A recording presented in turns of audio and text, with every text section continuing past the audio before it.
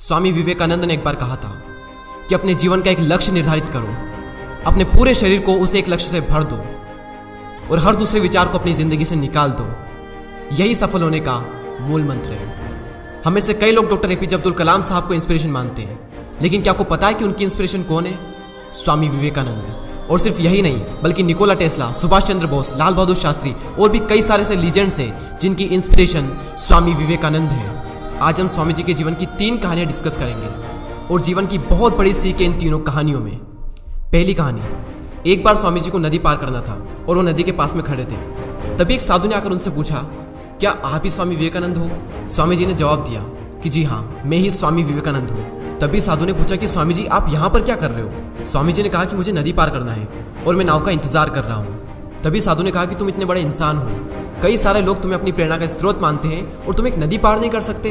देखो, मैं तुम्हें नदी पार करके बताता हूँ। तभी उस साधु ने पानी पर चल करके उस नदी को पार किया और फिर से पानी पर चल करके स्वामी जी के पास लौट कर आए और बोले कि देखो, मेरे पास इतनी शक्ति है, मेरे पास इतना टैलेंट है, मेरे पास इतना ज्ञान है, उसके बावजूद भी मुझे कोई नहीं जानता।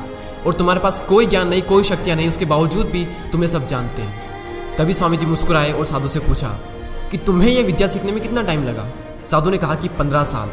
इतने में स्वामी जी की नाव आ गई और स्वामी जी ने साधु को नाव में बैठाया और वहाँ से चल दिए। दोनों ने नाव में बैठकर नदी पार की और पार करने के बाद स्वामी जी ने अपनी जेब से 1 रुपया बाहर निकाला और उस नाव वाले को दे दिया। यानी कि दोनों के मिला के 50-50 पैसे यानी 1 रुपया उन्हें दे दिया। तभी स्वामी जी ने साधु से कहा कि जो काम तुम 50 पैसे में कर सकते थे, उसके लिए तुमने अपनी जिंदगी के 15 साल बर्बाद कर दिए। और अगर यही 15 साल तुम समाज की भलाई में लगाते तो आज तुम्हें भी पूरी दुनिया जानती। और मैंने यही किया, इसलिए मुझे पूरी दुनिया जानती है और तुम्हें कोई नहीं जानता।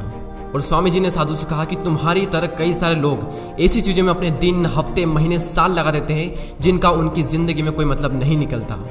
इसलिए अपने टाइम को ऐसी जगह पर लगाओ जहाँ पर उसका एक्चुअल में कोई सेंस निकले, क्योंकि टाइम से बढ़कर इस दुनिया में कोई भी इंपॉर्टेंट चीज़ नहीं है। अगर समय बर्बाद तो जिंदगी बर्बाद। दूसरी कहानी, एक बार स्वामी जी एक ब्रिज पर चल रहे थे। तभी वहाँ पर कुछ बंदर उनके पीछे पड़ जाते हैं। कोई बंदर उन पर लपक रहा, कोई उनका प्रसाद छीनने की कोशिश कर रहा और स्वामी जी उन बंदरों से पीछे छुड़ाने के लिए वहाँ से भागने लगे। स्वामी जी भागे जा रहे थे और वो बंदर भी उनके पीछे पीछे भागने लगे। तभी एक आदमी ने स्वामी जी से कहा कि तुम डरो मत, इनका सामना करो। तुम जितना ज़्यादा इनसे डरोगे, ये तुम्हें उतना ही ज़्यादा डराएंगे। तभी स्वामी जी पीछे मुड़ते हैं और आंखें निकाल कर उन बंदरों पर जोर से चीखते हैं और तभी सारे बंदर वहाँ से दुम दबाकर भाग जाते हैं। और उन्हीं बंदरों की तरह होते हैं हमारे नेगेटिव थॉट्स, जिनसे हम डरते हैं। और जितना ज़्यादा हम इनसे डरेंगे,